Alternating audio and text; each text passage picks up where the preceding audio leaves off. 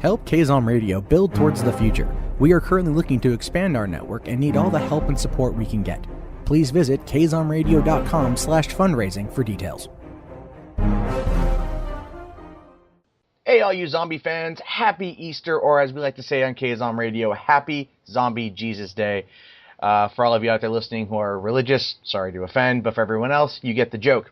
Anyway, we are here today on our Season 4 finale. We've got a buddy all the way from the UK. How are you doing today? I'm not too bad, good sir. I'm just, trying to stay awake, really, on this glorious Zombie Jesus Day. That's right. It is almost midnight where you are, so I know you're probably wanting to get to bed. So we'll just get right into it on the show. How would you survive a zombie outbreak? I've mentioned this to quite a lot of people who've asked me before, the ones who watch Walking Dead, you know, all those good family-friendly zombie TV shows. Of course. I would basically, I know it sounds a bit odd and a bit stupid, but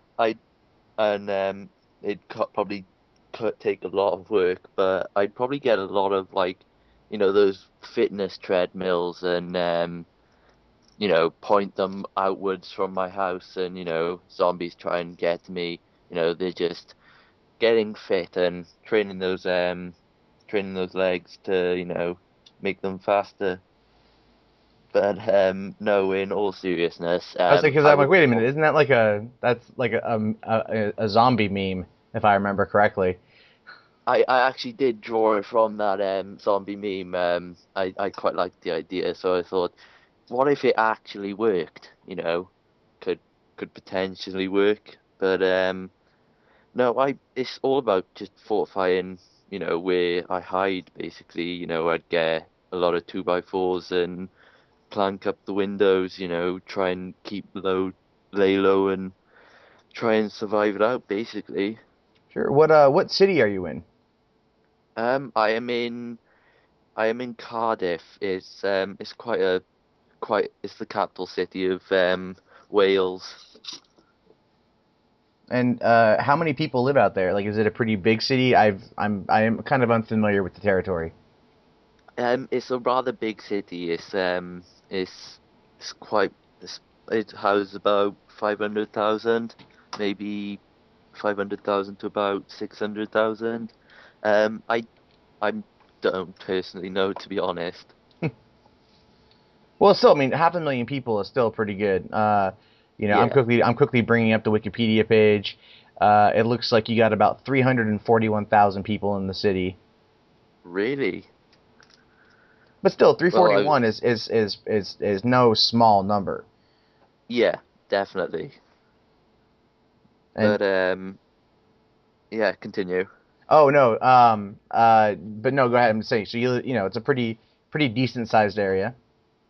Yeah, definitely. It's quite a crowded place. Tends to get busiest on, you know, when people go out for you know, after work drinks. It gets quite hectic down there, so much that you can't enter or exit the city on most times. Now you. Whereabouts in the city do you live? Like, more towards like the center? Like, do you live in a pretty, like, you know, dense urban environment, or are you more out like in a suburb? Where I live is it's quite a raised area. It's up on a hill. There's a little quaint little suburban neighborhood there, and it's quite easy to, you know, get to, but it's also quite hard to you know, get out of, basically. Well, like, let me ask you this. So, you know, if zombies came to your city, which, I mean, would probably, you know, rip through the population pretty quickly, yeah, would you be able to, like, survive? Do you have a lot of, like, you know, I mean, it looks like you're on the coastline. Is that it? Yeah. So I don't think there'd be, like, a lot of hunting, but maybe fishing, living off the sea. Yeah, definitely.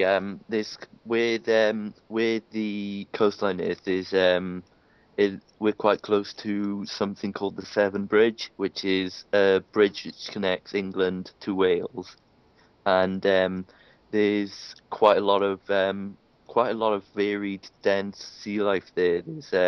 There's I've heard rumors of there being giant sharks, like the basking sharks, the toothless ones that so we could probably live off that if needs be. But we do take in a lot of exports and imports of fish. So that would probably be, if zombies did attack, the main food source we'd have access to. Well, at least there'd be that. You'd be able to survive, and you Yeah, guys get a lot of rain, so at least there'd be fresh water coming down. yeah, Uh, definitely. Now, what about We like do get a lot of rain. what about like weaponry? Because that's regardless of how you want to play the zombie survival game, you still got to be proficient in some form of self protection. So what do you mean here? Do you mean like of what sort of weaponry do we have access to, or what sort of Like yeah, like what weaponry kind of would I like do you use have it? access to guns? Because I know, I mean, Americans have access to a lot of guns. Yeah. I'm not too sure how it is over there. And so I'm kind of curious, like, what's your proficiency level? Where do you stand with a lot of different weapons? I'm quite an avid video gamer, so I've played a lot of the zombie survival games like, Left 4 Dead and things like that. So I know that weapons like guns aren't the sort of best sort of type to use. It's better to use things like melee. So like, we have a lot of access to things like axes and knives and all the bladed weapons and all the blunt weapons that go with that. In regards to, weapons that we can get a hold of, where I live and the UK in general has strict gun law policies. So even though there's people with guns out there, personally, and most of the other people who live in the UK don't have the access to guns as Americans do. So you'd have to go through a lot of trouble to get a gun in the UK and in Wales specifically. Wales is quite good for gun crime. We don't have the amount of deaths by guns as places like where America does. Yeah, well, I live in Los Angeles, so believe me, there are lots of Yeah, gun-related fatalities every year. Uh, yeah, so okay, so you would definitely focus more on like the melee, yeah, weapon. definitely. Like, would you now, if you were disregarding guns completely, would are you able to like sharpen a blade like on a machete or a sword, to keep it in good working condition, or would you focus more on like you know blunt objects like bats or maybe like a shovel or an axe or things like that? I've grown up with more things like the blunt weapons, so I would probably, if it came to it, I'd stick to the hammers and the other blunt weapons of that I'd come across basically.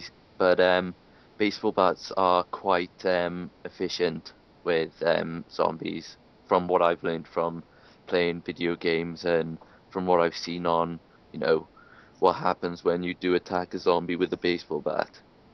Yeah, I mean, hitting a zombie with a baseball bat is good for one-on-one combat, but Yeah, having something a little bit bigger if you're fighting like 3 to 5 zombies that can overpower you if you're just by yourself. I mean, are you play a lot of games, and the general idea is gamers don't really get out of the house very often. Would you say that yeah. you would be able to outrun like a number of them? Um, I'm not the sort of the stereotypical, person who could outrun a zombie. I'm quite the skinny runt of the group if I was part of a group, but I can run pretty fast if needs be. If I'm given a reason to, I can run pretty damn fast. Well, fear outruns anger, so there's that. Yeah, But what about like let's say on the eventuality that you would reacclimate yourself to society, because that is, I mean, we as people are very social creatures, so eventually yeah. we'd come back in. What would be your skill set? Because everyone would have to have a skill set to come in, to help rebuild society. What do you think you'd be able to bring post zombie apocalypse? I'd probably be able to, I can I'd probably be the sort of the cook type person of the group, because I know how to cook pretty well, so I know mostly things to cook that would generally keep the group alive in a reacclimated society. Well, that definitely keeps your job security going, so that would Yeah. be good. What about like, friends or family? Would you stick with them, or would you be mostly on your own? Definitely, I'd stick with friends and family. I'm as far as my family and friends go.